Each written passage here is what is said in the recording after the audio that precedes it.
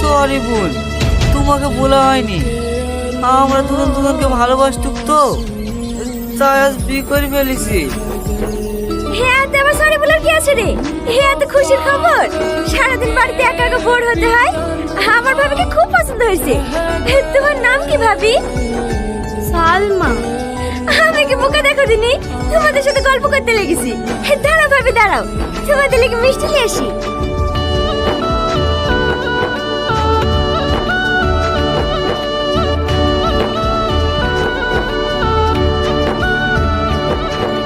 বোন বোন, কি হলো? হ্যালো, আমার এই মাসের মাইনে।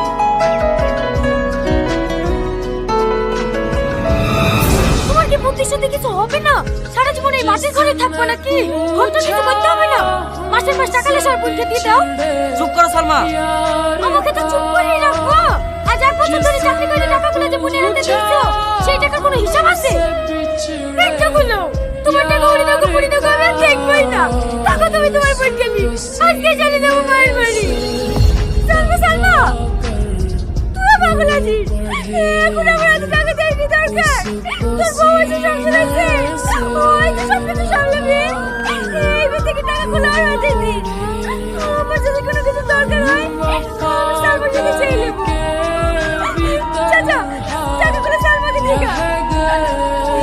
কিন্তু বোন, কোনো কিন্তু না, যা তো।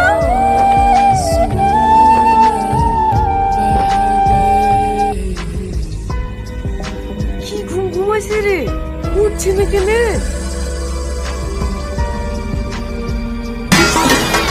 কে ওখানে? কে তুমি? ভাই, কে তুমি? ও গো, ওঠো। বোনের ঘরে কি কথা বলছি? আজ রাজা বোনের ঘরে কে কথা বলবে? কি জানি, জানিনি। এটা সেটি বলা লাগবে। তুমি চলো তো।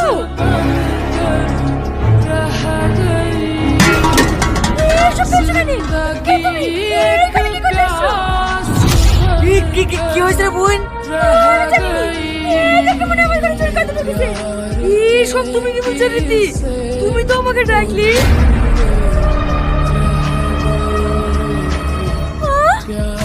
আমি কেন ডেকেছি? হ্যাঁ, তুমি এখন ধরা পড়ে গেছো বলে আমাকে চষে দিয়েছো।